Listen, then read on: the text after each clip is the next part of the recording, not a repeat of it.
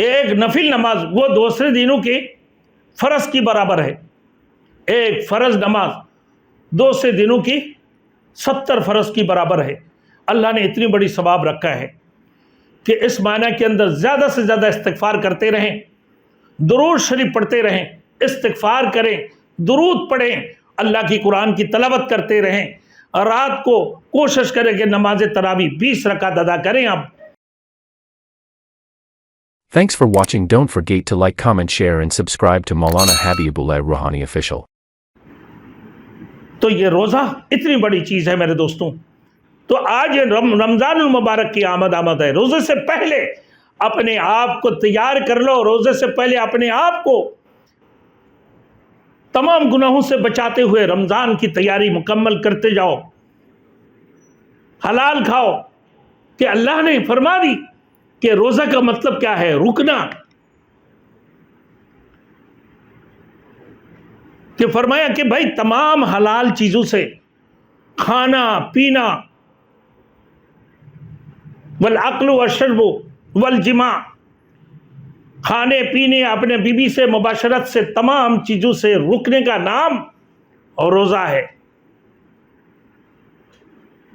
تو صرف بھوکے رہنا نہیں، ساتھ ساتھ میں اللہ کی عبادت بھی کرو، کیونکہ اسی مہینہ کے اندر اللہ نے قرآن مجید نازل فرمایا. تو ایک حرف اگر تم نے پڑھا گویا کہ تم نے 70 نیکی کی برابر ہے.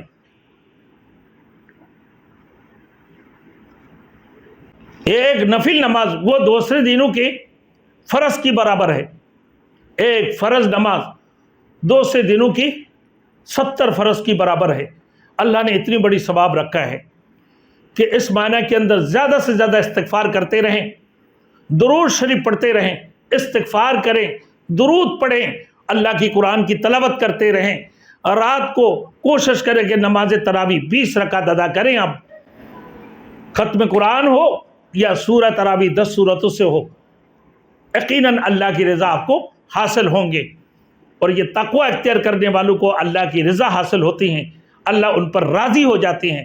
تو ہماری بھی یہ دعا، ہماری بھی یہی دعا ہے کہ اللہ، اے اللہ ہم پر راضی ہو جا، ہمارے والدین کے اوپر راضی ہو جا، ہمارے والدین کو بھی بخشش فرما دے، ہمارے بزرگوں کو بھی بخشش فرما دے، ہمارے اساتذہ، ہمارے بزرگان دین کو بخشش فرما دے.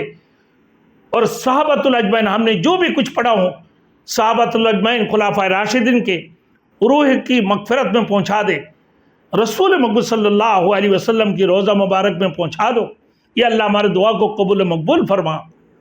یہ کہتے رہیں، خوب درود پڑھتے رہیں، خوب استغفار کرتے رہیں، خوب کلمہ طیبہ کی ورد کرتے رہیں. میرے دوستو قرآن مجید کی تلاوت کرتے رہیں. اللہ ہم سب کو کامیابی عطا فرمائے، اللہ کی ذکر کرنے کی توفیق عطا فرمائے، قرآن مجید کی تلاوت کرنے کی توفیق عطا فرمائے، استغفار کلمہ طیبہ کی ذکر کرنے کی توفیق عطا فرمائے. وآخر دعوانا ان الحمدللہ رب العالمین. آگے ہمارے میرے دوستوں کہ رمضان المبارک میں کتنی تراویح پڑھنا چاہیے، 8 رکعت ہے یا 20 رکعت ہے، اس کی بارے میں انشاءاللہ بتاؤں گا. کن کن صورتوں میں روزہ ٹوٹ جاتے ہیں، روزہ توڑنے کی وجوہات، اور روزے کی حالت میں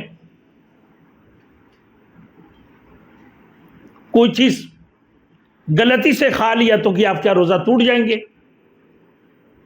بھولی سے آپ نے کوئی چیز کھا پی لیا تو کیا آپ کی روزہ ٹوٹ جائیں گے؟ یعنی اس کی متعلق جو بھی میرے دوستوں مسائل ہے، انشاءاللہ تعالی مسائل کا بھی میں ذکر کروں گا.